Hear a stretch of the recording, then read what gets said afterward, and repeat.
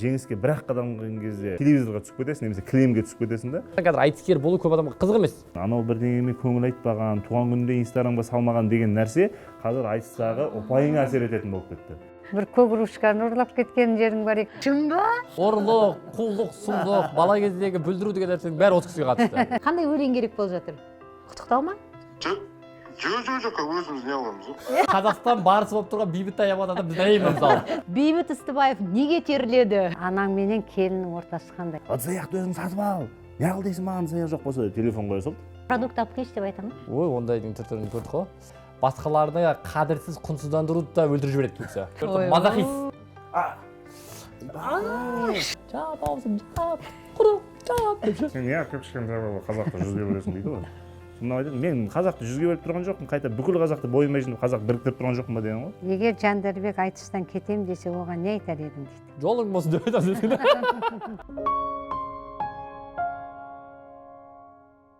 Апа, сізге сұрақ, қай айтыскер ақынды жақсы көресіз? Барлығын осылар. Шымкенттік ақындарды жақсы көремін. Трайбализмге орын жоқ. Бұрыннан келе жатқан ақын ол. Танисыз ғой мына жігіттерді? Әкесіме кімде танимын, сырымды да танимын бұл. Бүгін достар қонақта Жандарбек пен Сырым, бірақ енді айтыскер ақын дегеніміз бір бөлек, бизнесмен деп таныстыруға болатын сияқты. Кәдімгідей жартылай инфлюенсер өздері, жартылай журналист, кезінде біреу журналист болуды тіпті армандаған. Барлығына бизнесі қырынан қарап отыр, қазір қарап отырсаңыз. Жігіттер үлкен концерт ұйымдастырып жатыр. Бүкіл Қазақстанға шығайын деп жатыр. Апа, енді жас балалар болды деп жүрсіз, не сұрағыңыз келеді? Еркін сұраңызшы осы айтыстың төңірегінде. Не сізді мазалайды? Осы айтыста шынайы шай құйыла дейін сұрақтар бар дейсіз ғой. Шынайы құйылады ғой, айтпақшы. Шынайы құйылады, кейбір жерде су құйылады, кейбір жерде қымыз құйылады деген сияқты. Бірақ қымызды көп ішуге қорқамыз енді сахнадан тез кетіп қалмас үшін. Таза қымыз. Иә. Кейбір әр ақынның өзінің құйдыртатын нәрсесі болады. Мысалы, мен әрдайым ыстық су құйдыруға тырысамын. Жаман ойлап қалмаңыздар. Ыстық су тамақтың, өйткені анау қара шай деген нәрсе кейде тамақты кептіріп жібереді. Сондықтан айтысқанды кедергі келтірмеу үшін ыстық су құйдыртуға тырысамын. Ал қымызды кім жақсы көретін еді? Кім айтып отыр сол өтті? Қымыз егер жақсы болса, мысалы өңірлерде, ауылдарда болатын айтыстарда қымыз болады ғой енді. Иә. Ал енді қалада болатын айтыстарда, Конгресс холл, Республика сарайында ол қымыздың қайдан келгенін қарау керек кішкене ол жерде. Өзің айтысыңды уайымдап отырасың, сөзіңді уайымдап отырасың. Үшінші жақтан. Басқа ешқандай сусын қойылмайды. Енді ол жағы жұмбақ болып қалсын. Енді ақыры бастадыңдар ма? Біз өте шынайы бәрін айта береміз деген. 90-шы жылдары болған. Еске алайық сондай кездерді, мысалы қандай? Кәдімгі шайнекке өздерінің жаңағы халал тойда шайнекке құйып алып келеді дегендей. Кейбір ақындар осы менің жаңағы ашылмай жатқан қырларымды ашады деген бір ұғыммен құйдыртып алатын. Сондай айтыстар болатын. Иә, сондай айтыстар болатын. Қарсылас айта салатын, өлең айтсақ ағайын у шықпайды, айтыста қалай ғана шу шықпайды, мен сені сұрайыншы, сенің неге шайнегіңнен бу шықпайды деп. Қарсылас айтыстардай. Сондан ақында әйтеуір бұл енді сондай керемет шай деген сияқты жауаптарын беріп. Да? Инспектор сен жақтан бір жақ иіс келіп тұр деген сияқты сондай талай айтыстар болған. Мен сені сыйлайыншы жарты құйып деген. Әзімбек Жанқұлиев деген ақын болды ғой, апа, білесіз. Әзімбек Жанқұлиев деген Ауған соғысының ардагері болды ғой. Соған ерік асқаров айтты ғой, аманбысың Әзімбек Жанқұлиев, мен сені сыйлайыншы жарты құйып деп. Сол өзі сыйластықтың несі осындай болған екен. Мысалы, осыларды мысалы біз білмейміз ғой. Есімізден шығып та қалды, ашық. Есімізде ал эфирге шықпағаны қаншама? Ой, көп. Өте көп. Эфирге шыққаны бар, шықпағаны бар. Сосын эфирдің форматына сәйкес келмей қалып, монтаждалып кеткен шумақтар өте көп деген сияқты ғой. Алла қаласа енді қазақта сөз бар ғой, ақынның құлағы өзінен 40 жыл бұрын туады дейді. Яғни өзіне дейін кім не айтқан барлығын ақындар тез жаттап алады да. Осы алдағы бұйырса концертте де біз халыққа сол халықтың көрмеген айтыстарын бір дәріптесек деп жатырмыз. Иә, Сырым бала енді. Анаң қалай қылды осы сенің айтысқа келуіңе? Анаң өзі қолдады ма? Өте дұрыс айтып жатсыз. Негізі менің жалпы айтысқа келуіме, жалпы топқа қосылуыма, үлкендерге ілесуіме себеп болған кісі менің анам. Менің жалғыз анам тәрбиелеген. Тез жүрмеді, бірақ тез сөйледі.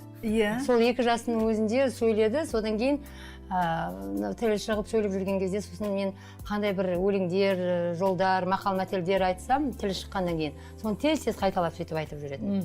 Содан кейін біз мына Астанаға өзі 2,5 жасында келдік, Алматыдан келдік осы жаққа. Сонда келгеннен кейін сосын балабақшаға барғанда да солай тез балабақшаға мен 9 желтоқсанда апардым. 26 желтоқсанда жаңағы жаңа жылдық ертеңгіліктер болатын болды. Билері бар сондай. Оған бұл қатыспау керек. Бірақ бұл сценарийді бұзып қатысты сол жерде. Шықпайтын жерде отырғызып қойса барып шығып кетті. Билемей деген жерде билеп кетті. Сосын анау ақшақарлар билейтін, қыздар ғана билейтін би бар екен. Ол жерде ұлдар шығуға болмайды. Сол жерге де шығып алып биледі солай. Балабақшаның меңгерушісі болған сол кезде сондай. Енді орысша маленький зайчик деп. Мына кішкентай қоянға тиіспей-ақ қойыңызшы, жүре берсін. Сценарийда жоқ болса да жүре берсін деп. Сол видеолары бар, қазірге дейін соны көріп, ылғи күлеміз отырып алып. Сондай. Жалпы баланың жақсы болып өсуі жақсы ата-анадан, жақсы ұстаздан, жақсы құрбы-құрдастан дейді. Сондықтан мен сол 3 жасынан бастап бұл баланы өзімен бірге қайда барсам, мысалы театрға барам ба, театрға бірге алып барам. Ақын жазушылармен кездесуге бар. Енді өзім қазақ тілі мен әдебиеттің маманы болғаннан кейін театр, өнер деген дүниені жақсы көремін. Өзім студент кезінде де сол театрға барып сондай керемет жақсы көремін. Осы күнге дейін. Қанша ағайындысыңдар? Бір үйдің жалғыз баласымыз, Алланың қалауымен. Сол анам жалғыз өзі, енді бір жағы Құдайдың тағдыры шығар. Анам жалғыз өзім болған себепті де біраз көп уақыт бөле алды, көңіл бөле алды. Сөйтіп мені кәдімгідей қатты тәрбиеледі. Біз Астанада тұрдық. Ол кезде мынау гуманитарлық колледждің жатақханасы болатын. Сол жатақханада тұратынбыз. Ол кезде бүкіл Астана болмай жатып көшіп келген мен анам. Мен сол колледжде мұғалім болды. Және Астанаға келген барлық өнерпаздар, сол кездегі жаңағы Бәйтерек тобы, Қалибек Қуанышбаевтың актерлары, Қуандық Сықпай, Ерлан Малаев, солардың барлығы сол біздің жатақханада тұрды. Сөйтіп, анам мені 2 жасымнан осы Қалибек Қуанышбаев атындағы драма театрға алып баратын, Астанада қандай кездесулер болса, Фариза Оңғарсыновның кездесуі, Әбіш Кекілбаевтың кездесуі, Ақселеу Сейдімбекпен кездесу, барлығынан қалмайтын. Мен үйімде бәрінен алған қолтаңбалардың жинағы барлығы бар. Сөйтіп, осы айтысқа да мамам қызықтырып, кәдімгі сенбі сайын, жексенбі сайын айтысты көріп, оны жаттап сөйтіп өсетінбіз. Енді мен ақын боламын деген нәрсе негізі ойымда болған жоқ, бірақ мен мектепте қандай іс-шара бар, соның бәріне мен қатыса беретінмін. Бірінші сыныпқа барған кезде өзімнің сабағыммен қатар музыка мектебіне бардым. Сөйтіп жүрген кезде бір 5-6 сыныпта Астанада, енді ол кезде әлі қазақылық деген нәрсе толық Астанаға келмеген, оқушылар айтысы болады деді. Сол кезде кім бар деген кезде біздің мектепте жаңа домбыра тартылады, сосын бір кішігірім өлең шығаратыны бар, осы сырым қатысады деп, сөйтіп айтысқа қосылып кетіп, содан әйтеуір жабысып жүріп, осы Жандарбек ағаларға жабысып, Серизат ағалардың мектебін көріп жүріп, әйтеуір сөйтіп ақын болып кеттік. Негізі менің бас ұстазым Жандарбек аға десе болады. Күшті. Осы жерін қайта-қайта береді. Сонан папаң туралы? Әкем бар, ол кісі Қостанайда, шамамен 1 жас шамасында болса керек, тағдырға байланысты екеуі екі жаққа кеткен. Сөйтіп мені анам өзі тәрбиеледі. Ол кісі мамам Алматының адамы, Алматыға келген, 2 жасымда өзі мені ұстап Астанаға келген. Астанада мұғалімдер қатты қажет болып жатыр Ақмолаға деген кезде мені бір қолына чемодан ұстап. Бұл 90-шы жылдар ма? 96-шы жылы ғой. Мен өзім 94-ші жылғымын. Сол Астанаға анам 96-шы жылы келген екен. Алғашқы лек болып, алғашқы лек болып Нұрсұлтан Әбіш Назарбаевтан бұрын келген деп отырсаң. Сөйтіп 20 жылдай Астанада болдым. Сол балалық шағымның барлығы сол жақта өтті. Сөйтіп осы айтысқа келуіме, жалпы тұлға болып қалыптасуыма негізінен себепкер болған осы анам. Папаңмен араласасың ба? Араласам. Араласқан кезде қалай? Мектеп кезінде сәлем беріп қайттым. Одан кейін осы үйленген кезде де ол кісілерді шақырдым. Осы немерелерінде апарып көрсетіп, бір баталарын алып қайттым деген сияқты. Бірақ енді бір өте тығыз байланыс бар деп айтамаймын. Былайша айтқанда, мамаңның ықпалы өнерге келуге. Ал жалпы Құдай берген талант бұл нағашы жұртыңнан, әке жағыңнан? Енді екі жақтан да бар. Өзімнің енді әке жағым, менің атам өзі ақын болған кісі екен. Арасында өлең шығаратыны бар. Сол әкем жағынан кеп тұрған бір өнер бар. Сондай-ақ менің анам өзі жаңағы бұл кісілер нағашыларым жақ дулаттың ішінде Жаныс, Төле бидің ұрпақтары. Ол жақта да барлығы осы сөзге, ақындыққа өте бір табан жақын кісілер. Сондықтан енді қай жағынан болса да келді деуге болады. Қазақта талантты бала көп қой. Өмірде көріп көзіме жетіп жатқан нәрсе негізі талант өмірде көп нәрсе шешпейді ғой негізі. Еңбек деген нәрсе, тиянақтылық деген нәрсе көп нәрсе шешеді. Сол енді Америкадағы бір ұнайтын нәрсе, маған шетелде Америкада ата-аналар өздерінің балаларын талантты деп мақтамайды екен ғой. Hard work, good job деген сияқты, жұмысың мықты болды, не деген еңбек деген сияқты еңбекқорлығын мақтайды екен да.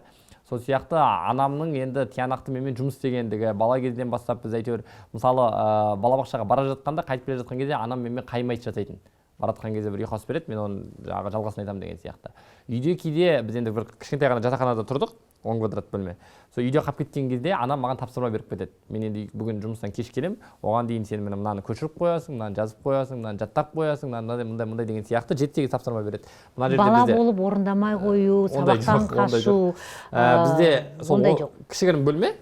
10 дәрісхана бөлек, сол 10 квадрат.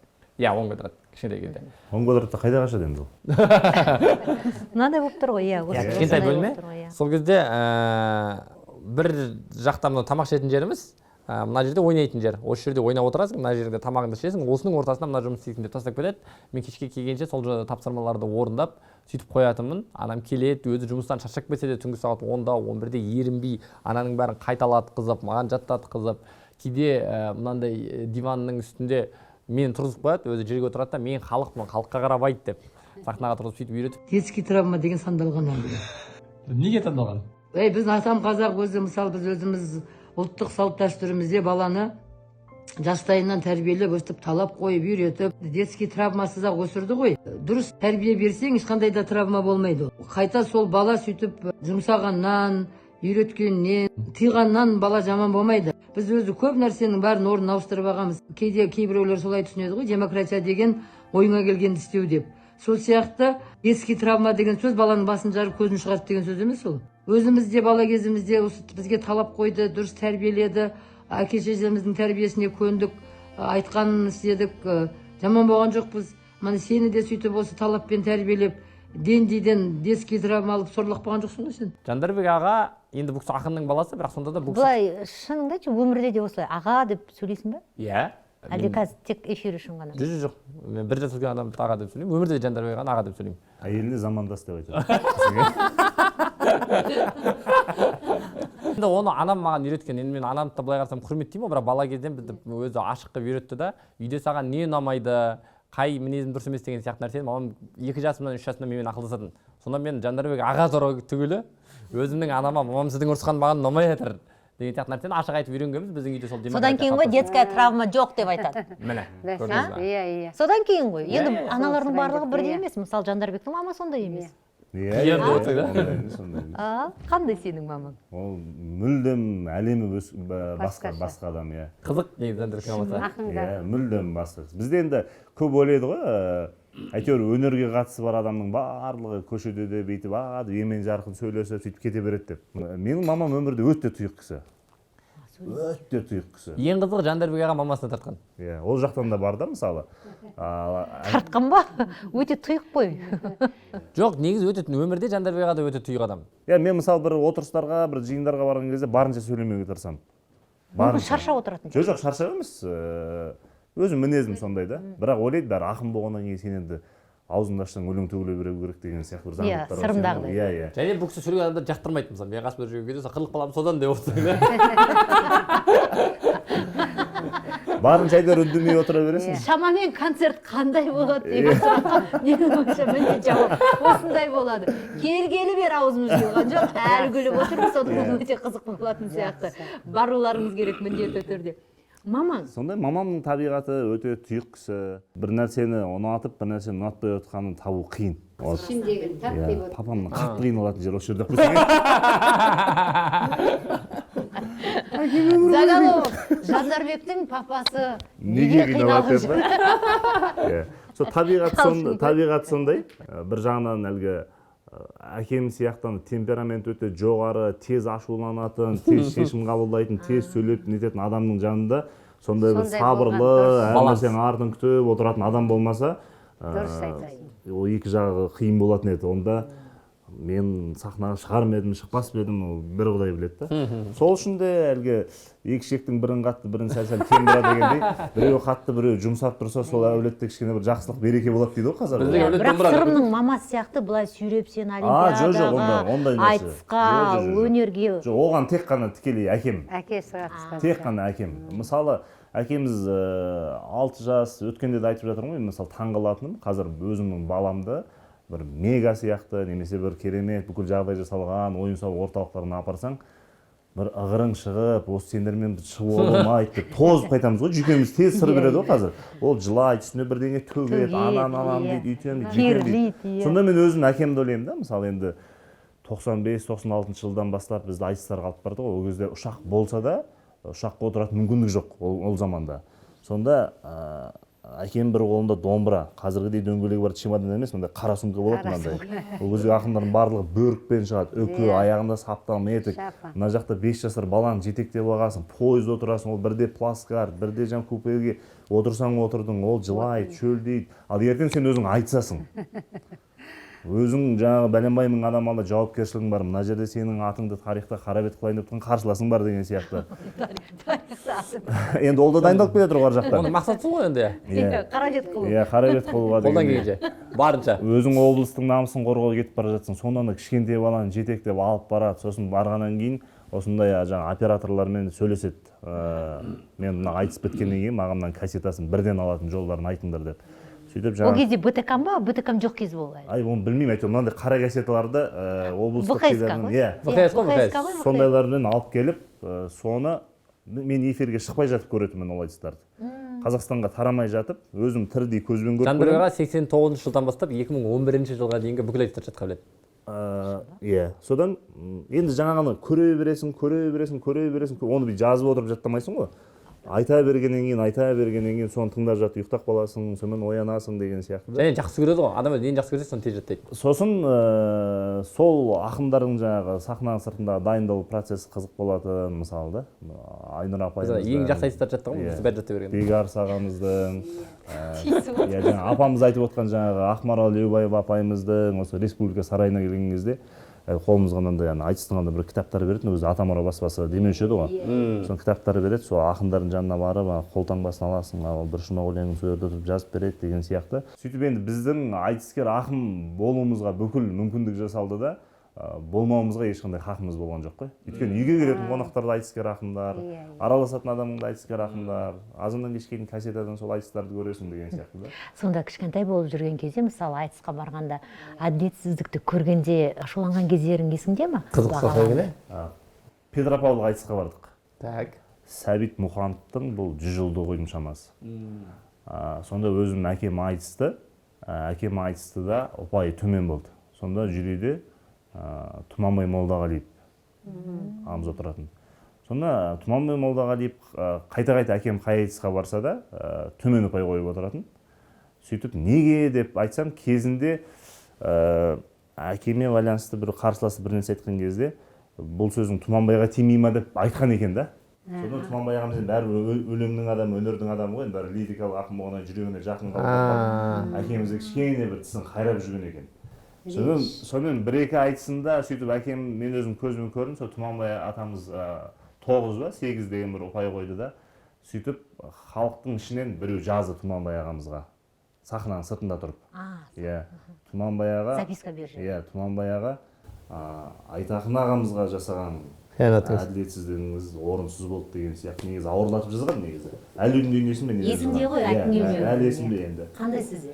Айтақын ағаға жасаған қиянатыңызды Алла көріп тұр деді ма, бірдеңе деп жазды. Осы Алламен байланысты бір сөзді жазды. Содан Тұманбай ағамыз сол халықтың несінен кейін ба, сол шешімін өзгертіп, ұпайын қайта қойып, әкемізді қайтадан ертесі күні финалға шығуына ықпал етті да.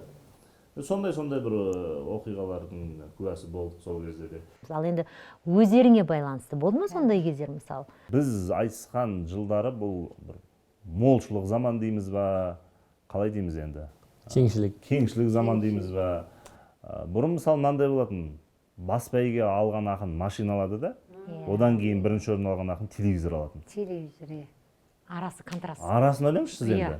Сонда сен 4 айналымға кеп тұрсың, жеңіске бір-ақ қадам қойған кезде телевизорға түсіп кетесің, немесе кілемге түсіп кетесің да, ал сен жеңген ақын ол машина. Олимпиададағы. Ал қазір енді жеңілген ақынның да бір еңсесін көтеретін мотивациялық жүрлер көп қой қазір.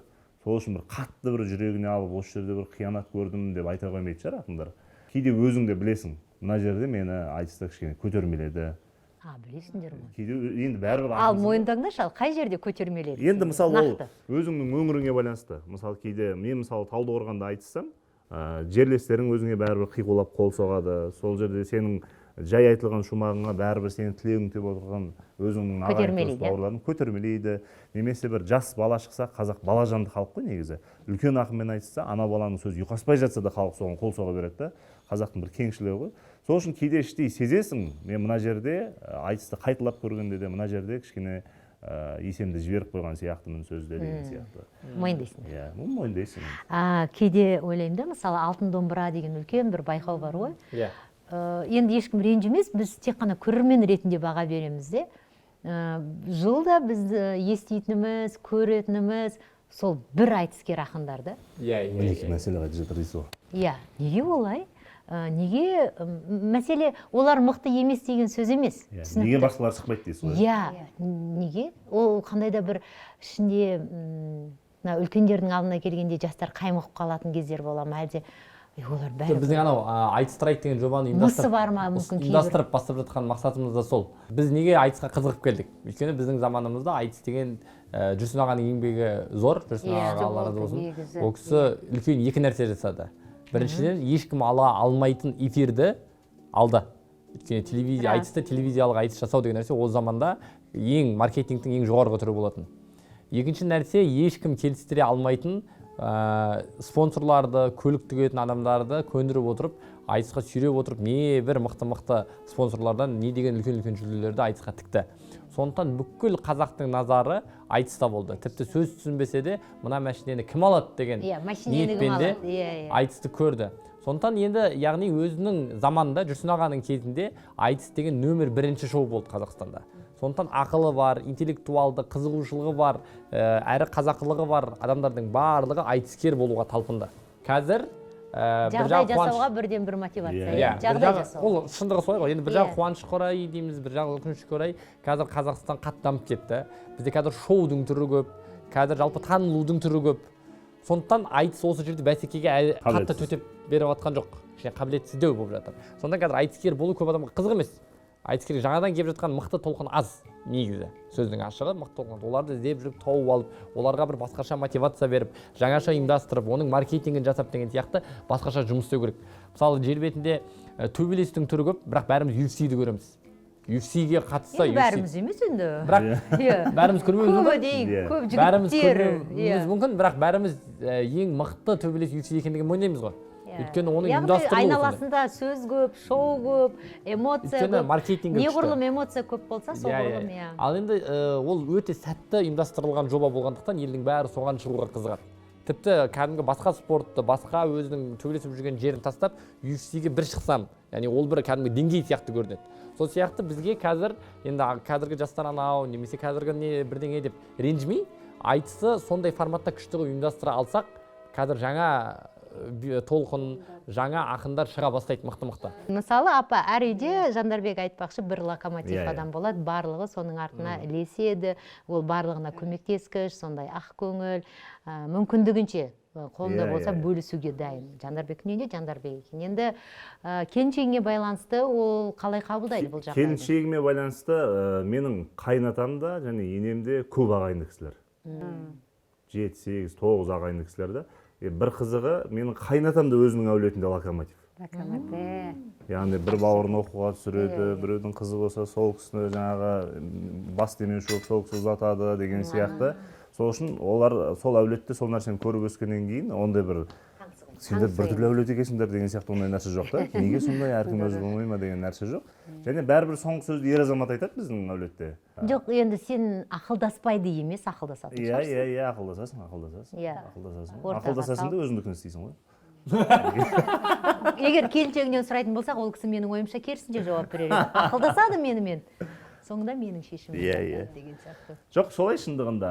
Қазір айтсам, екеуің де жыныңа тиетінін білем, яғни қазіргі психологтар, коучтар, керісінше әр семья өзіне артылса ғана көмектесу керек деп жатады. Енді ол шындығында да артылса ғана көмектесесің ғой. Сен қазір... Жоқ, енді өзіңнен артылып отырса, мәселе артылатындай жұмыс істеуіңде ғой.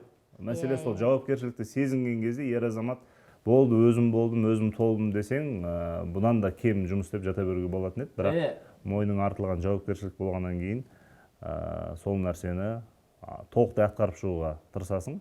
Бірақ әр адамның жаңағы жеке тұлға болуына ата-ана ықпал еткені жақсы деп ойлаймын мен. Жеке тұлға болса, енді бір жағынан әлгі қазақтың туыстық қарым-қатынасын сақтауына да осы бір дүние өзінің септігін тигізе ме деп ойлаймын мен. Бір көк ұрлап кеткен жерің бар екен бір жерлерде. Қазіргі балдарда ондай ұрлық деген нәрсе бар ма? Сағат қой, сағат па? Көк сағат па? Сағат па? Жалпы Сағат тәрбиесі екен дұрыс ғой, болмаған. Кішкентай. Ұрлық, құлдық, сұлдық, бала кездегі бүлдіру деген нәрсенің бәрі осы кісіге қатысты. Өзім ұқпаймын ғой. Енді ол көрді, ол жаңағы жуастан жуан шығады дей ма қазақта? Жаңағы жуасатын тепкен жаман болады деген сияқты. Ол үндемегеннен үйдей бәле шығады. Бұл кісі сыртына жаңағы тұйық болғанға, костюм шалбар киген ойламаңыздар. Балық шағы өте қиын болған. Енді біз Талдықорғанда тұрдық. Талдықорған өзі бір 90-шы жылдардан кейін тоқырау кезеңін бастан кешкен облыс қой. Ол кезде әке-шешеміз, әкем өзі неде облыстық неде больницада күзетші. Сонда 2000 теңге ма, сондай алады екен. Кейін біз ер жетіп, қалада жүрген кезде мен мына жерде жұмыс істегенмін деп, соның ішіне барып кіріп көрейікші деп әкеммен бірге кіріп көріп отырмын ғой. Сонда айлығы 2000 теңге, ол 2000 теңгенің өзін бермейді, жаңағы картошка береді, 1 теңге береді деген сияқты. Кейде 6 айлап картошка жейсің деген сияқты замандар ғой енді. Газ жоқ, су жоқ, свет жоқ, қараңғы. Балконда от жағасың, соляркаң иісі асып кетеді. Оны солярканы тапсаң оның өзінде. Тапсаң онда да. Иә, содан сондай заманда өмір сүріп жүрміз ғой енді. Есік алдында бір жақсы балалардың барлығы сондай қоғамда өмір сүріп жатыр. Бір көзге ерекшеленетін бала жоқ та. Содан жаңағы қойдың жағымен пистолет қылып ойнайсың деген сияқты. Рогатка. Рогатка бар. Сымнан машиналар. Машинелер. Бірақ сендер жоқ, біз болдық кәдімгі дөңгелекке мынандай темірді майыстырып былай жүгіресің ананың артынан. Сол несі қызық деймін да, ананың артынан жүгіріп, оны эффектісін деген. ойнадың ғой. Дөңгелегің кетіп қалады ғой сенде. Дөңгелегі былай шығып қояды, қайтадан бет бірақ қоясың. Сосын бізде ол кезде ішетін адамдар көп болды ғой. Ішкен адамдардың несін жаңағы ішімдіктің крышкасын не ойнайтынбыз. Ана қымбат жаңағы нелерді жаңағы сырты дизайны күшті жаңағы ішімдіктердің несін бұл қымбат тұрады деген сияқты. Әйтеуір өзің бір бағасын жасап аласың, өзің ойнайсың дегендей. Саған хабарласып жатыр ғой. Иә, хабарласып жатыр. Бейбіт Ыстыбаев. Ал, көтере қойшы, не дейтін тыңдайық. Бәке, ассалаумағалейкум. Алейкум ассалам, қалайсыз тәтеу? Жақсы, жақсы, Аллаға шүкір, аман есен. Өзіңіз қалайсыз? Мен үйде тұршы. Аха. Ем алып ары беріш. Бір жақ дулатып қойшы мен, бір жақ. Аха. Сон юбилей екен қойшы. Аха. 140 жылда қажет. Аха. Сон жаңа министр звондаған қойды, министр өзіңіздің палуан ғой. Аха. Видео жіберші тап деп. Аха. Құттықтап палуандан орнашы. Есі болды. Бір жақ дулатты ма? Бұл текстін бір ақылдасып WhatsApp-қа ыңғайласақ соны оқып берсеңіз әдемі болмай ма? Иә, соны. Кәсіпшілер келіп соны айтады кішкене. Ақындар, адамдар нелері үшін, жазушылар, депутаттар не алып Спорттан да бір адам болсын деп отыр ғой енді. Спорттан күрестен, қазақ күресетін, бәрі жарыс болады. Келесі апта тойын өсіп отырсыз. Сол кісінің мерейтойына байланысты ма? Сен бармайсың ба? Ақындар күрестен жарысына? Міне, телефон беріп жіберейін. Біз сұхбат жазып отқанбыз. Бейбіт мырза, Ләйла ғой, Сұлтанқызы. Қалыңыз келе салмасыз. Жақсы, аман есен. Осыны пайдаланып онда эфирге шақырайын, иә, қонаққа. Алматыға келіп жатырмыз. Иә, Алматыға келіп жатқан десіп жатыр. Келіннің занеманы сұрап еді осы Айлаппен несіне баяғыда барбек анам-ау деп сонымен үшін. Иә, енді міндетті түрде келін сұраған болса, онда міндетті түрде келінмен бірге келіңіздер. Мамаңызды ала келіңіз. Менің мамам отыр қасымда.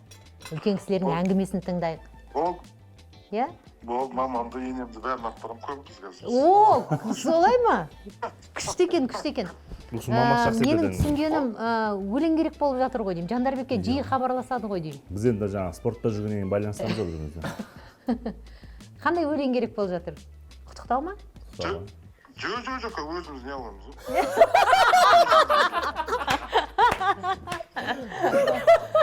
Прогреві болды, не болса да. Қалжың ғой, уайымдама, бәрі жақсы. Жақсы. Терлетченіздер ғой бұл. Бейбіт Ыстыбаев неге терледі? Қалжың, ойнап жатырмын. мықты журналистермен сөйлескен телетест қой сіз, мықты. қойшы құрсын. Жақсы, бейбіт сәлем айт онда үйдегілерге. Кешірім сұрайын, телефонды сұрап алдым өзім. Аха. Бәке, эфирден шығып хабарласып жіберем,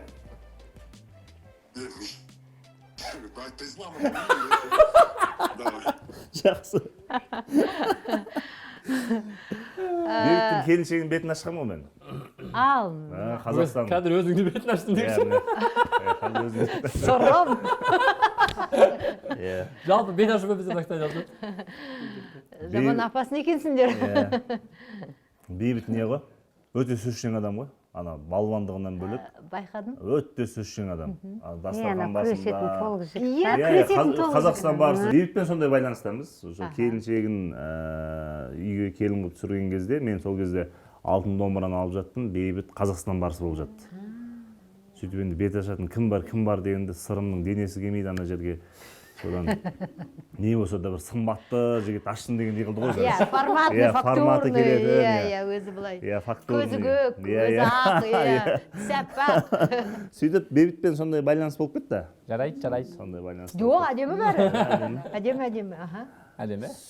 Содан бері қарай. Кейін Аға іні болып. Иә, аға іні болып, кейін ол Астанаға көшіп келді. Қазір Алматыға көшіп келді. Қазір Алматыға көшіп келдім деп кеше айтты. Көп хабарласа ма мысалы осындай өлең жазып беріңдер, Өте. құттықтау. Өтті көп. Ақылы ма әлде? Жоқ, ондай ақылы. Бейбітке қайтып айтасың мысалы ақылы деп. Жоқ, енді бейбіттің жағдайында түсінікті. Иә. Жоқ, енді бәрі жағдай түсінікті болып шығады оның ең соңында. Біреуінің көзі, біреуінің өзі бар деп жаза береді. Осындай ғой дейді. Қызым қыз сынына қатысып отырады, соған таныстыру жазып беріңдер деп жазады ғой. Ё-мое. А сен не бала қатысатын еді деген сияқты. Мен не керек оған өлең жазып деймін да. Сосын енді бәрібір ойлайды ғой, ана айтыста өлең айтып отырғаннан кейін отырған жердің барлығында аузын ашса өлең төгіле береді. Иә. Негізі шын айтайын, мен де сөйтіп ойлаймын. Сендер мысалы әр нелеріңде бір қағытпа сөз болатын сияқты. Жоқ, болады ғой, бірақ енді ол андай баяғыда Ол қалай келеді? Сол сөздер болатын еді ғой, бір-біріне қарама-қарсы. Бұл қалай келеді Сол іштен? кезде ар жақтарынан келе береді, иә. Енді өлең туындау үшін әлгі айтады ғой, өлең деген тумайды жайшылықта, өлең деген тулайды қайшылықта деп. Бір қайшылық болған кезде, сен айтысып жатқан кезде, және айтысқа психологиялық тұрғыдан бәрібір дайындалып барасың ғой. Өлеңді шығаруға сен бүкіл миың, денең, ойың, осыған дейін жинаған ақпаратың барлығы жұмылып, аузыңнан төгіліп шығады ғой ол. Мысалы, мынандай да қызық, мысалы бізде айтыстан 3 күн бұрын миың басқаша істеп кете бастайды кәдімгідей. Елдің бәріне тиісіп, әзілдеп сөйтіп бастайсың. Сондай болады. Кез келген нәрсеге көзің Ол елестетіп. жүйкең жұқара бастағаннан ба? ол Ол жаңағындай енді бап қой, өзіңді Формаға келеді. Сосын сол күні ас батпайды. Жаңағы кәдімгі кірген тамақтың өзі дегендей. Әртүрлі де, яғни бабың басқаша болады да, миың 3 есе 4 есе қатты жұмыс істей бастайды. Үйдегілер түсіне ма соны? Сондай жағдай. Түсінеді ғой. Түсінбесе түсіндіру жұмыстарын жүргіземіз. Аба ойнап жатыр. Айтыңдаршы, үйде қандай әкесіңдер? Нақты бір шаблон жоқ қой, қаттылық та бар, жұмсақтық та бар. Нақты тәртіп бар, біздің үйде келісім бар. Әжесімен де, мамасымен де келісім бар, сол келісімге сай өмір сүруге тырысамыз. Бізде негізі үйде... Мынандай бір қағида жазып қойып, холодильникке жабыстырып қою, ондай жоқ. Жоқ, ондай жазып қою жоқ, бірақ ортақ келісім бар. Қандай? Мысалы, егер осы үшеуміздің біреуіміз ұрысып жатса, қалғанымыз сол оны ұрысып жатқан сәтінде немесе ескертіп жатқан сәтінде оны тоқтатпаймыз. Ол пікірге қашан кетеміз дей. Өйткені ол бір бала, мысалы, ортақ ереже бұзылып жатыр. Ол ереже бұзылып жатқан кезде, мысалы, мамасы ұрысып жатқан кезде әкесі сен неге балаға ұрысасың десе, оған әжесі араласса, ол тәрбие болмайды. Әрине. Нешеде үлкен? Үлкені 3-ші сыныпта, қазір 8-де. 8-де 3-ші сыныпта? 9-ға өтіп жатыр ғой. Точно? Иә. 6 жасында барды, 1-ші сыныпқа. Туған күні? Туған күні маусымда.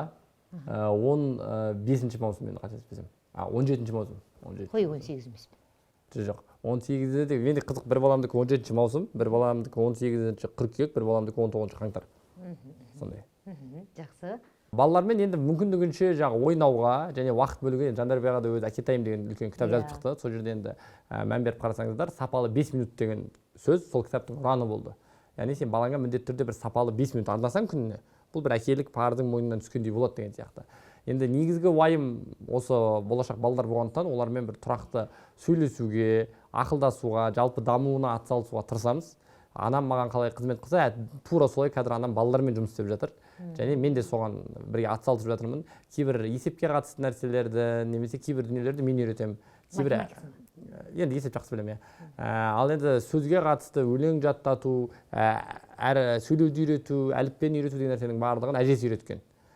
Тілге қатысты нәрсе. Ары қарай сабағын қадағалауды енді үшеуміз, анасы бар, мен бар, мамасы бар, әжесі бар, жан-жақтан қадағалаймыз. 3 бала апа. 3 бала, Ер балалар сіздің үйдегідей жағдай тура. енемен келін деп жатырық қой енді қазір. Иә, Көп иә. нәрсе енемен келіннің ортасында болып жатыр. Қалай енді анаң менен келіннің ортасы қандай екі? Не деген сұрақ?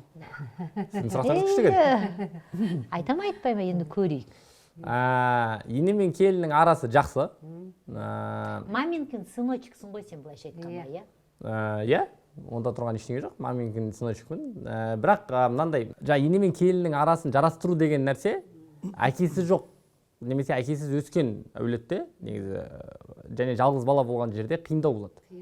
Осыны енді Алланың қалауымен мен ертерек сезіндім. Ағалармен Қай кезде ертерек ағылдасым. түсіндің? Сезіну бір бөлекте, түсіну, реттеу, Енді үйленгеннен бастап бағыттау. кіріспін деуге болады. Енді мен мысалы үйленген кезде ең алғаш енді барлығы бір ертегі сияқты көрінуі мүмкін, бірақ үйленген кезде бірден бала тәрбиесі туралы 3-4 кітап оқып шықтым. «После 3 уже поздно», «Масару Ибуканікі», басқа кітапқа қатысты нәрселер. Сол сияқты үйленуге қатысты да әйелмен қарым-қатынас, оның жаңағы енемен қарым-қатынас деген нәрсеге қатысты да кәдімгі білім алып іздендім жан-жақты. Ағалармен ақылдастым, оған қатысты сабақтар алдым деген сияқты. Өйткені өзімнің жағдайымды білдім. Менде әке жоқ. Ертең мен анам мен әйелімнің арасын жарастыруым керек. Жалпы яғни үйленуге дайындалдым десем болады. Және сондықтан маған ол енді кез келген отбасы бірден керемет болып кетпейді ғой. Бірақ белгілі бір деңгейде осы бір білім және ақылдасатын ағалар болған себепті маған кішкене жеңілдеу болды. Ағаларың қандай ақыл айтты? Мүмкіндігінше кез келген мәселенің алдын алу. Яғни және екінші нәрсе әйел адамның табиғатын түсіну. Өйткені ол әйелің әйел болған сияқты, сенің мамаң қанша жерден мама болса да, ол да әйел адам ғой енді. Сонда сен бір мамаң мен келіннің арасын жарастырып жатырмын емес, екі әйелдің арасын жарастырып жатырмын деп ойласаң өзіңе жеңіл болады екен. Сол кезде сен ана әйел адамға да қандай нәрсе керек, мына кісіге қандай нәрсе керек. Бұл мамам мысалы бір нәрсені мәселе қылып көтеріп жатса, ол нені уайымдап көтеріп жатыр, ол кісіге нені орнына қою керек болып жатыр. Егер әйелі мінез көрсетіп жатса, ол не үшін мінез көрсетіп жатыр, оның қай қалауы орындалмай жатыр деген сияқты нәрсенің барлығын түсініп, және осыны бір әдемі реттеуге ағалардың ақылы жәрдемдесті. Жалғыз ұл болғаннан кейін мамаң қызғанған бір сәттері болған жоқ па? Жоқ, тікелей қызғанған сәттер болған жоқ, бірақ бізде үйде осы үйдің тәртібіне байланысты мәселелер туындайды.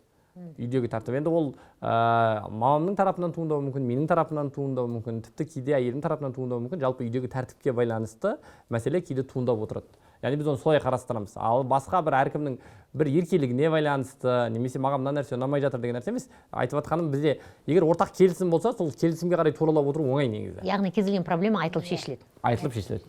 Айтылып. Әрқайсысы әр өзінің бөлмесіне кіріп алып, Тек қана ренжіп. жаңадан келген әйелім жаңадан келін болып түскен кезде алғашқы 2 жыл оның осы тәртіпке үйренуіне кетті. Дұрыс. Қалыптасуына.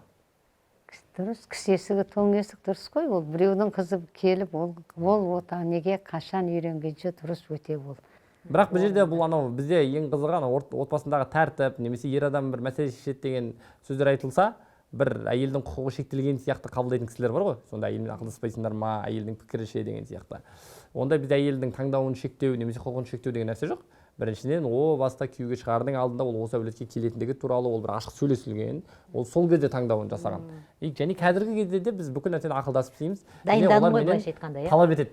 Менен яғни демалысты, қыдыруды, бүкіл адамдар негізі әйел адамға беру керек нәрселердің ішіндегі ең маңыздысы көңіл ғой.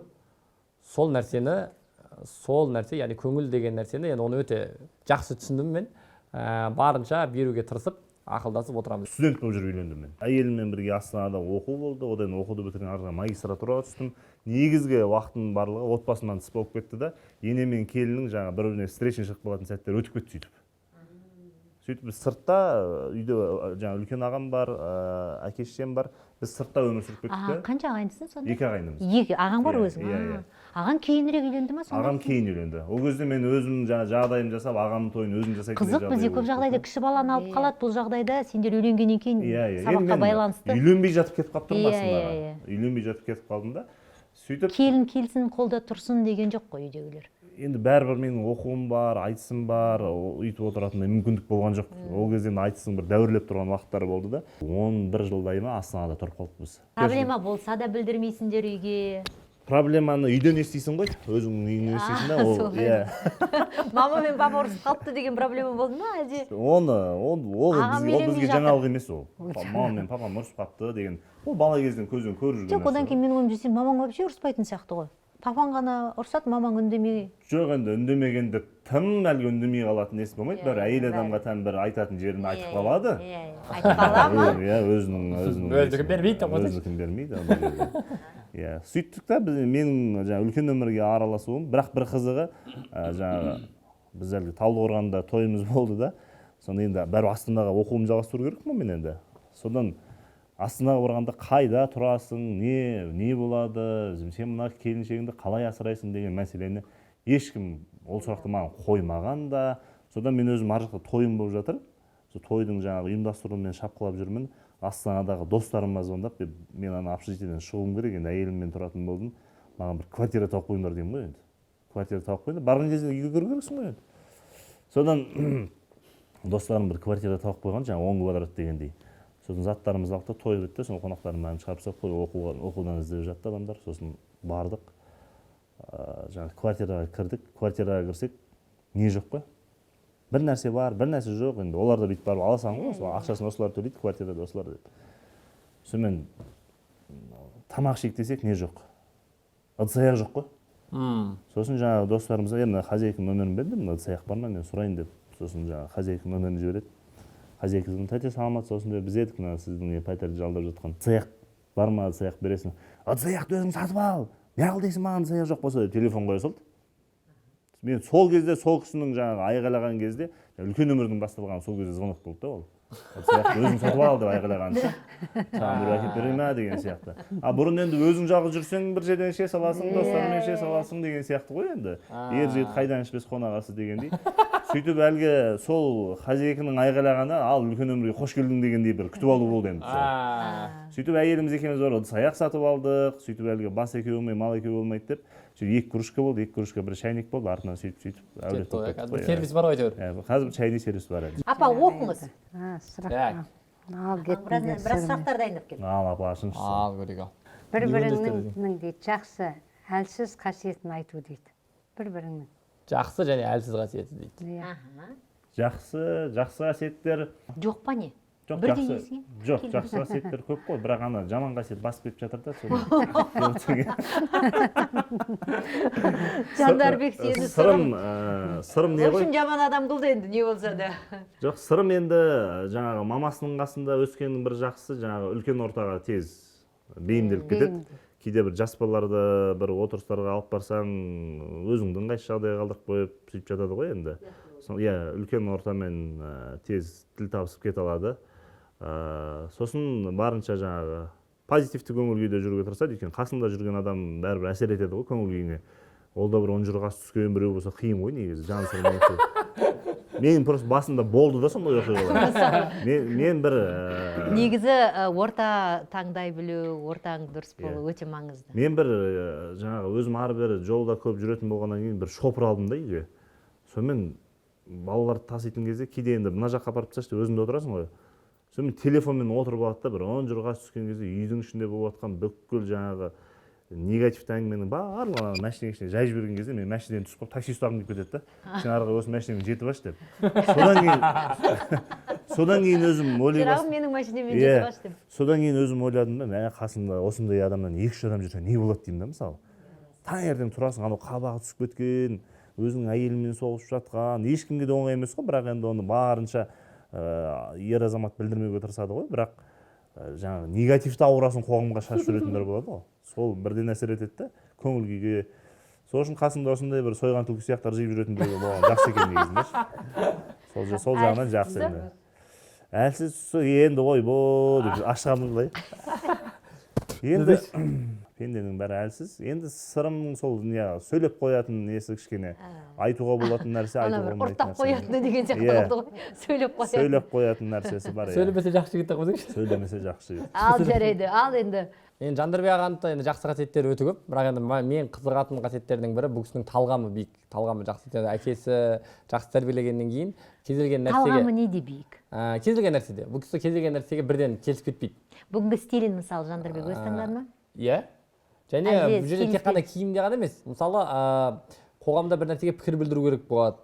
Немесе біз екеуміз бір нәрсеге келісу керек болады. Иә, сол өзі кез келген ортаға барғысы келмейді, кез келген тіпті ортаны таңдайды, баратын жерді таңдайды деген сияқты. Бұл өте жақсы. Яғни ол өзінің де құнын біледі, және басқа жердің де қадірін, ешнеңенің қадірін кетірмейді.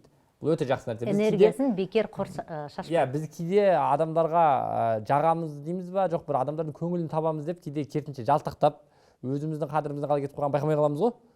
Керек емес әңгімені ұзақ айтып деген сияқты жады. Оны керек деп ойлап отырмыз ғой, біз жақсы ниетпен айтып отырмыз да. Ол керек емес екен. Ол кісі ол жағынан жақсы да. Арасында бүйтіп жүріп отырасыз ба, Жандарбек?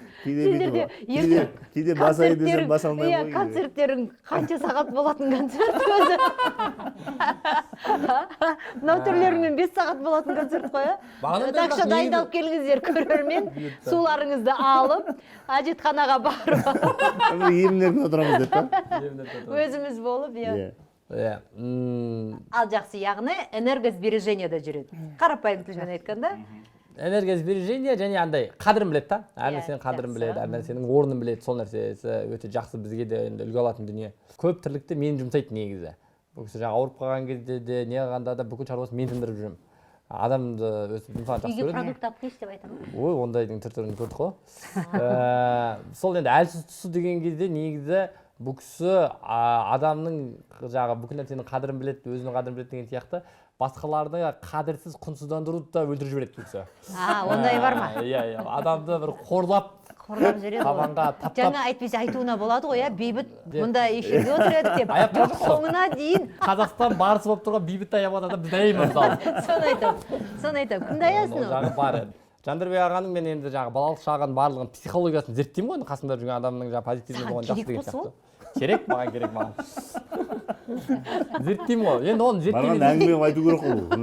Багаж бітіп қалмасын деген да. Сенің миыңа қажет емес нәрсе ғой ол. Жоқ, адам табиғат зерттеген қызық қой. Мен енді өзім жарайды. Нумерология, бүкіл ситуация бәрін зерттеген жоқсың ба? Бәрін зерттеп, қайсы дұрыс, қайсы дұрыс емес екенін бәрін анықтап шешіп алдым. Бұл кісінің табиғаты тұйық деп жатырмыз ғой. Және бұл кісі неге қызығады? Мен жалпы айтыскер ақындар мықты ақын болу үшін неге қызығады деген нәрсеге қызықтым да. Мысалы Балымбек ағаның шайды ыстыңдар, ұзағынан болайын деп отыр әңгіме. Мысалы Балымбек ағаның папасы математик болған. Бұл кісінің мышлениесі математический. Кімнің? Балымбектің. Бекарыс аға мысалы бәріміз қазақ әдебиетін оқыған кезде Бекарыс аға түрік әдебиетін жаттаған. Түрікше мықты біледі. Содан кейін ой басқаша. Енді Жандарбек аға не көрген, қандай әдебиет оқыған деп қараймын ғой. Сөйтсем бұл кісі бала кезден UFC көрген екен. Төбелес. Біреу мұрнын бет қылған, қан жосаған, соны әлі күнге дейін сондай нәрселер көрдім. Криминальная Россия дегенше адамдардың қылмыстарын ашатын. Сондай бір қорқынышты бағдарламалар болады ғой. Сондайлардың фанаты бұл кісі. Кәдімгі секунд, минутына дейін жаттайды соны ше.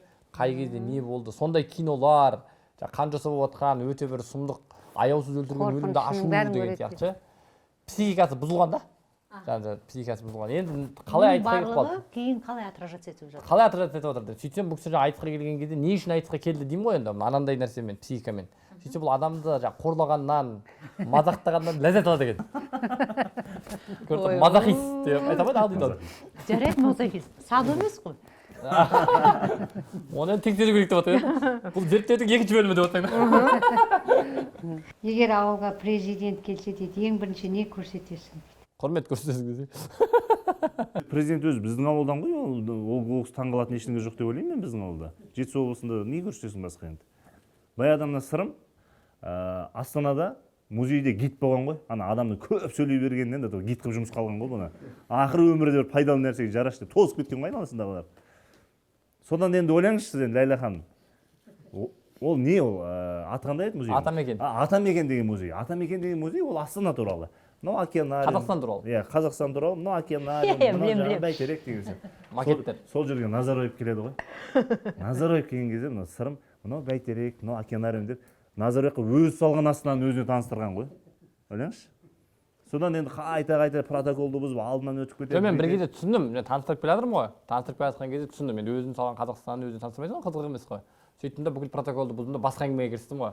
Негізі жалпы кадр бізде мен өзім 10-шы сынып оқимын ол кезде. Нұреке қазір жағдай былай ғой, бірдеңе мен сізге бір өлең оқып берейін. Баяғыда бір өлең шығарғанмын мен. Осындай кезінде менің мамам сізді андай сайлауға түскен кезде сенімді өкіл болған, дауыс болған, сенімді өкіл деген нәрсе бар. Біздің мұғалімдер сол кезде жұмсайды. Сонымен мамам осындай болып, сол кезде тағы бір өлең шығарып, соның андай болған деп жіберген ғой мен. Сөзді Иманғали Тасмағамбетов әкім. Енді ойлаңыз, протоколдар далада қалған, ар жақтағы адамдар бүйтіп жатыр, ананы құрдым. Соп айғайлап жүр ғой, соп ше. Жап, аузым жап, құры, жап деп ше. Ол президенттің өзі де қызық. Менімен әңгімелесіп келе жатыр ол. Сосын кім Назарбаев айтады ғой, кімге сырым, сен өзің кеп кішкентай болып қайта сөйлей береді екенсің ғой деген сияқты ше енді. Қай жақтың баласысың деп. Сосын айтқан, аға мен өзім арғынның баласымын, шешем дулат, ұлы жүз, маған кіші жүздегі сырымды атұлының атын қойған деп тарс етеді жоқ. Сосын Назарбаев сен неғып кеп кішкентай болып қазақты жүзге бөлесің дейді ғой. Сонда айтады, мен қазақты жүзге бөліп тұрған жоқпын, қайта бүкіл қазақты бойыма жинап қазақ біріктіріп тұрған жоқпын ба деген ғой. Сөйтіп сол Назарбаев сол сырымның сол жауабына риза болып, мына баланы назардан тыс қалдырмаңдар деген сияқты табыстап кеткен ғой енді. Кейін өзгеріп қалды ғой деп бір жолы болмады осы баланың короче. Содан сол кезде Иманғали Тасмағамбетов маған келіп, енді аяқтасыншы, тұра тұр, иә. Содан енді жаңағы Назарбаевқа өзі салған астананы өзіне таныстырды деген сияқты Тоқаевқа Жетісу облысының қай жерін таныстырасың енді өзі сол жақтан шыққаннан кейін ол жақтың бүкіл несін біледі деп ойлаймын. Мен болсам мысалы таныстырамын көрді, бұл таныстырмай тұр ғой көрдіңіз ба? Ал енді дәл сол сұрақ өзіңе. Ал мысалы Қостанайға бару мүмкін мысалы президент. Мен Жандосовта тұрамын ғой қазір мысалы. Ауылға деп тұр ғой. Ауылға жарайды, Жандосовқа. Жандосовқа келсе не істейсің? Жандосовқа нені көрсетемін? Как раз ана жерің дұрыс емес еді ол. Жердің документі дұрыс емес. Менің біраз сұрақтарым бар деп отырмын да. Судың мәселесі, жердің мәселесі деп көрсетемін. Ауылдағы жағдай қалай мысалы? Жалпы қазір енді жақсы реттеліп жатыр. Бізде енді судың мәселесі бар етін, қазір енді кішкене шешілді. Бірақ интернеттің мәселесі де осы биыл шешілді, былтыр ма шешілді. Негізі енді мен талай жыл Астанада тұрдым, бүкіл рахаттың бәрін көріп келіп жатырмын ауылға. Қазір енді Қазақстанда ауылда біраз істеп тастауға болатын дүниелер бар, бірақ олар өкінішке орай өте баяу, біз бюрократия дейді ғой. Қағаздар, өздері бір керек емес бір нәрселер шығарып алып, сонымен шаршап жүреді халық. Келесі сұрақ тура сол осы жауабыңа қатысты. Бір күнге билік берілсе, қай заңды өзгертер едің дейді. Мінекей. Ата заңдағы 7-ші тармақ шығар, тіл жағына байланысты. 7-ші баптың 2-ші тармағы. 2-ші тармаққа байланысты. Ресми орындарда қатар қолданылады деген. Соған байланысты өзгертетін едім мен, оны айтыста да айтып жүрміз ол пікірімізді. Мен де соны айтайын деп тұрмын, бірақ сізге бердім мен. Жақсы. Өзгертеміз да енді Қазақстанда. Жабыла бе? Егер Жандарбек айтыстан кетем десе, оған не айтар едің дейді. Жолың болсын деп айтасың. Артыңа қарама деп. Ал егер сырым кетем десем? Тура сосын айтамын. Сырым кетем десе, сырым кетіп қойған айтыстан. Біз екеуміз де негізі қазір айтыста жоқпыз ғой? Ресми айтыстарда жоқпыз. Ресми айтыстарда. Сондықтан шығар мүмкін сендер жоқ болғаннан кейін шақырмайтыны. Жоқ, бізге шақыру келеді. Шақыру келмейді емес. Айтысқа осы айтысқа қатыссаңдар дейді. Бірақ ол айтысқа баруға өзіміздің ынтамыз жоқ біздің. Көңіліміз тартпайды. Қанша машина тіксе де, ақша жоқ. Жоқ. Иә? Жоқ. Неге? Бұған дейінгі шақырған айтыстың барлығы сол ақшамен, сол машинамен өтіп жатыр. Не ұнамайды? Айтыстың біріншіден айтыстың ұйымдастырылуы ұнамайды. Ұйымдастырылу жағынан. Өйткені неге дегенде мен өзім бұған дейін бірнеше айтыстарды ұйымдастырып көрдім. Ол нәрсені өзім де жасай алады екенмін. Және айтыстың ішіндегі ішкі кухнясындағы пендешілік әңгімелер ұнамайды. Біреудің қабағына қарау, анау өткенде маған сәлем бермей кеткен, анау бірдеңемен көңіл айтпаған, туған күнінде Инстаграмға салмаған деген нәрсе қазір айтыстағы ұпайыңа әсер ететін болып кетті. Бұрын ақындар қалай бағаланатын еді? Сен сахнада өнеріңді көрсетесің, ол 10 ұпай болса 10 ұпай, 9 ұпай болса 9 ұпай. Ал өмірдегі қарым-қатынасың ол жерге араласпайды. Ойбай, мен ойламаппын Инстаграмда құттықтамау деген нәрсеге әсер етеді деген. Ол енді мыңнан бір мысалын айтып отырмын сізге. Осы жерде бәленбайдың асына барған кезде менің анекдотыма күлмеді деген сияқты нәрселер ондай көп ондай. Рас па енді? Жарайды. Анаңды ренжіткен сәтің есіңде ме, қандай кешірім сұрадың дейді. Астанада жүрген кезде бір балалармен ілесіп кетіп, қызығып, неде супермаркет дейді ғой, магазинде бір зат ұрлайтын болдық. Кирешки бір бәле дегендер ше. Зорлықшы кезінде ойлап жүрсің. сөйтіп жаңағы ненің астына куртканың астына жаңағылар тергешке бір бірлерді салып сол жерде ұсталып қалдым мен. Онда ұрлықты істей алмайды екенбіз ғой негізі. Өзі де дәу том бар, томды секірген кезде істеп. Сөйтті да ата анамды шақырған жоқ. Мен сол жерден жұмыс жіберді. Бірақ ана ұят мені қысқан кезде үйге барып жылап тұрып мамама өзім айттым мен. Жұрттан естімей бірінші мен естісіңіз, осылай болды, мен ұсталып қалдым. Жазасы жеңіл бола ма деп па? Жазасы жеңіл бола ма деп, бірақ ол көмектеспеді деп отырсың да. Сөйтіп сол кезде мамамның бір кәдімгідей менің тәрбиеме алаңдап бір жылағанын көрдім мен сол кезде. Енді бір қатты ренжіткен сәтім сол шығар деп ойлаймын. Енді ол үшін анамнан кешірім сұраймын. Және алдағы уақытта және енді басқа да ренжіткен, байқамай қалған жерлеріміз көп болуы мүмкін. Өйткені ананың жүрегі кең болғаннан кейін, ананың жүрегі жұмсақ болғаннан кейін тіпті біздің ренжітіп алған нәрсеміздің өзін ол кісілер кешіріп жіберіп білдірмей кете береді ғой. Оның қай нәрсесін біз кешіріп. Мен мамам да сөйтеді. Байқаса да байқамаған болып отыра береді. Біздің махаббатымыздан гөрі олардың махаббаты артығырақ болған себепті де олар сол біз уайымдамасын, біз алаңдамасын деп кейде өзінің реніштерін айтпауы да мүмкін ғой. Сондықтан біз аналарымызға ол енді мен үлкен бала кездегі нәрсе айтып отырмын ғой, енді ол қанша балалық болса да қазірдің өзінде әр сөзімізде анамыздың көңіліне тимеуге тырысуымыз керек деп ойлаймын. Апа, Жандарбек мен Сырымның қолына андай тоқ ұратын құрылғыны байлап қойдық. Былайша айтқанда тағып алды. Қызыңыз қазір осындаймен әңгімелесіп жатыр. Көрдіңіз ба? Адамды азаптау. Азаптау дейді. Апа, қойыңыз, уайымдамаңыз. Қатты ұрмайды жігіттер, сендерде бір сондай әлжуаз жігіт емессіңдер ғой.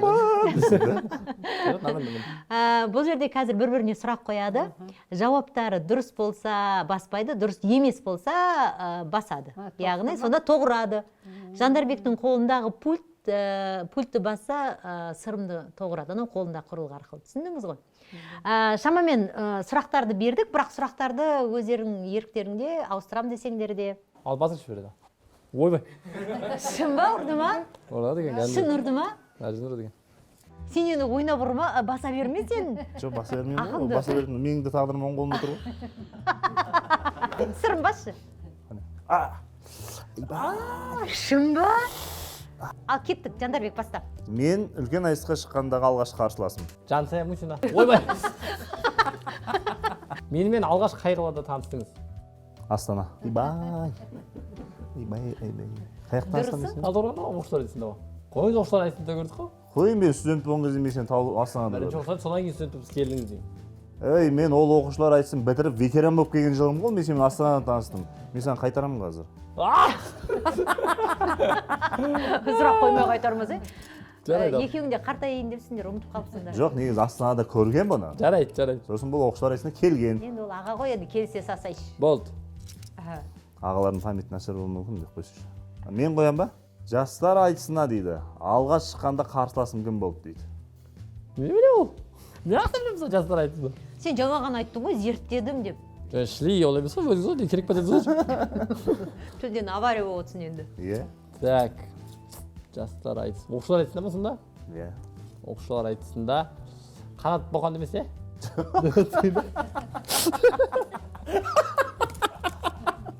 Ей, олар бала ғой. Енді айтып білетін айтып отырмын. Дұрыс па? Ай,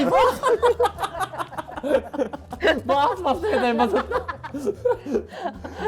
Басқалсайын ақың жылап отыр. Bir сұраққа екі-үш бұдарда отырық қой. Алғашқы қолым қай жылы дүниеге келді? Білмеймін, 17 ма? Ой, дәл дұрыс. Дұрыс па? Дұрыс па? Маған келгенде дұрыс болып қалады екен.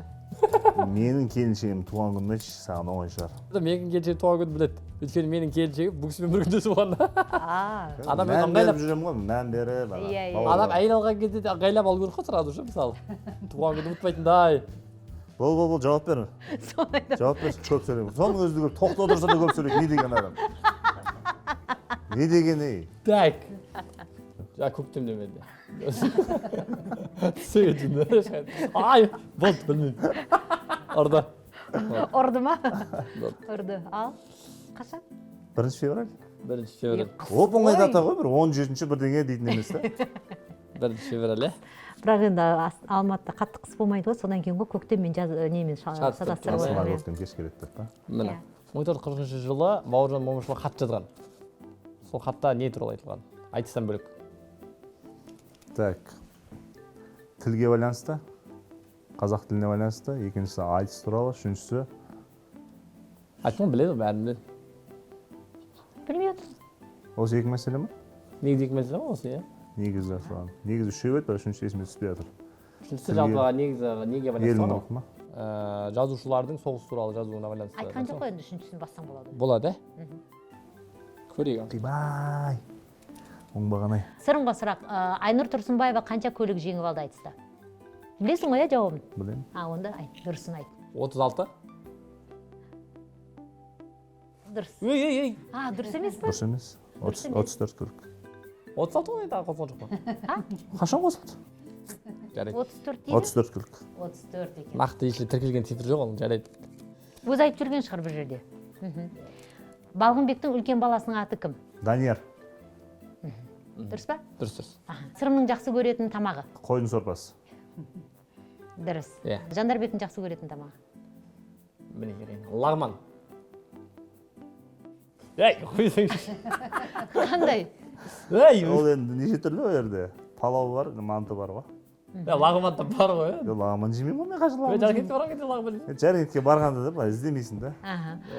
Сырымның жақсы көретін қаласы? Астана шығар. Бір басын айтшы. Айбай. Неге? Ол да әртүрлі көп қой, жаңағы кімсе айта беремін мен де. Алматы бар, не бар деген. Жандарбек кімнен ұтылды соңғы айтыста? Соңғы айтыста? Мен де білмеймін, негізі. Жандарбек аға ұтылмаған ғой, дұрыс жауап болсын. Солай ма? Жоқ, ұтылған айтыстарым көп қой. Бірақ соңғы айтыста ұтылған жоқсың. Соңғы айтыс қашан бөлді? Соңғы қашан айтыс қашан бөлді? Қай айтыста айтып тұрған мен де білмеймін. Тас кескенде болған айтышы. Өрде не болған жоқ анда? Жюри болған жоқ та. Жюри болған жоқ, Белгісіз ұтылған болды жоқ. да. Сырымның аяқ киімінің размері? Бұның аяқ киімі 39. Дәл. Жандарбектің сырт киімінің размері? Л. Сырымның бала кездегі арманы? Қандай мамандық иесі болу? Ғарышкер бірдеңе болса деген шығар. Міне.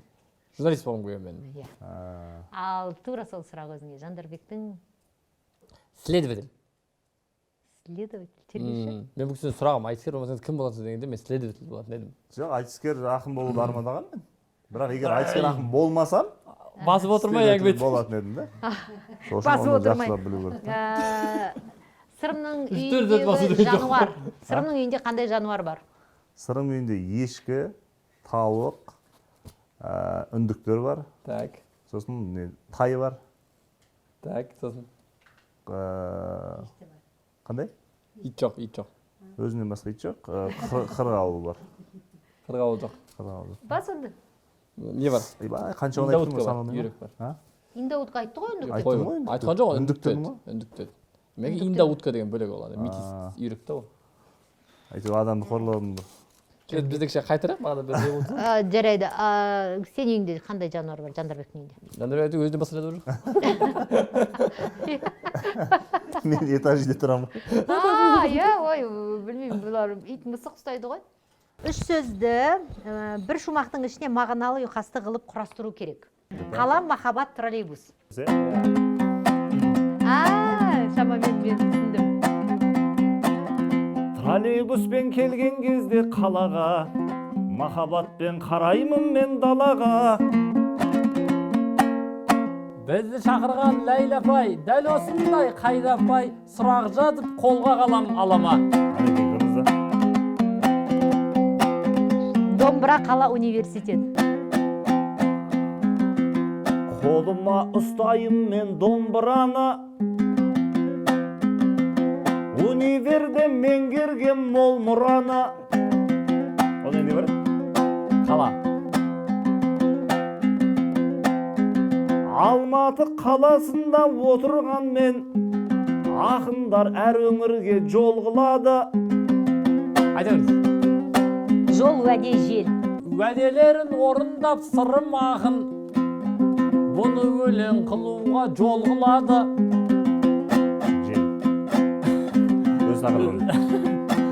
Ендеше осы жерден тоқтатайын, сөзімнің жел болмасын соңғы жағы. Алгоритм, жүрек, вокзал. Әрқашан мұсылман біз Алла дейтін, жүректе бұзылмасын алгоритм. Ал енді вокзалды да қосу керек, пойыздың ритмындай бар ма ритм? Чат GPT, келін, самса. самсаны пісіретін келіндер бар деп GPT арқылы. Қазір чат GPT-ге сенімдер бар.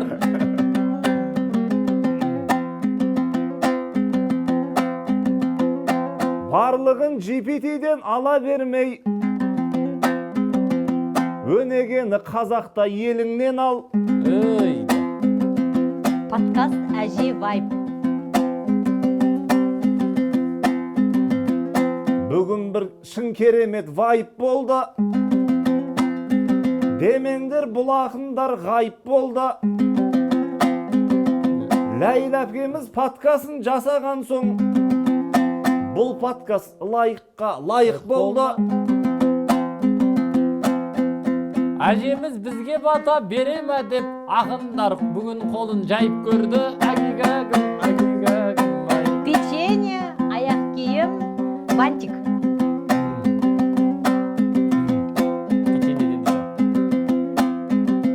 Сырым, сен неге бантик тақпай жүрсің деп қойсын.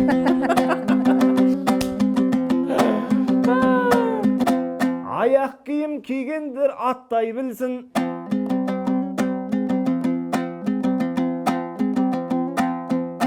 Мындағы печеньеден алып отыр. Қалай? Барған жерде көп сөйлеп жақпай жүрсің деп қойсын.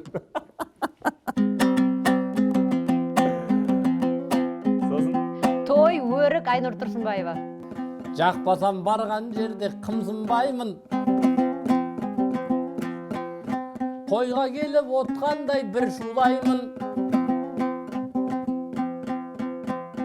Өрік жайлы айтатын визуализация сабағын оқығанмын.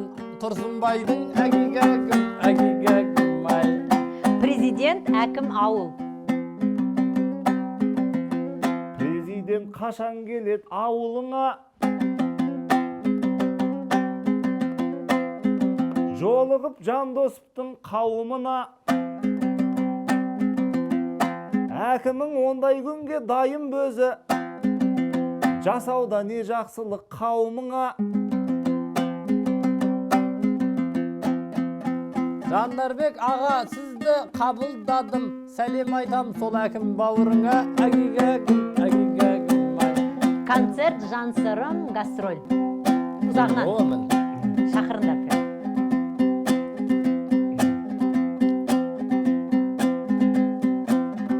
Жан сырында концертпенен гастроль. Күтіп отыр бүкіл елге жақсы жол. Концерт қойып барамыз, күтсін қала даламыз. Екі ақынға бұйырып тұр басты рөл. Талай түрін көрдіңіздер әншінің.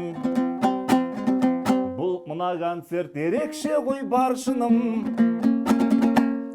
Халық сөзге тояды, күшті концерт қояды. Ақындардан құрап келген жан сырым. Шақырған соң қазағымның ләйләсі.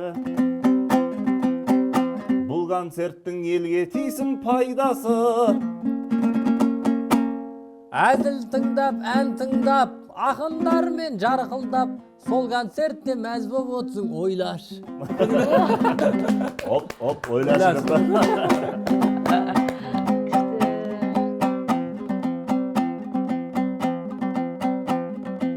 Апаларым ұлттың нағыз айнасы. Жарасады қасында оның ләйләсі. Чемпиондар жетеді, алтын алды жетеуі, үшеуіміз тойлап тұрмыз, ойлаш.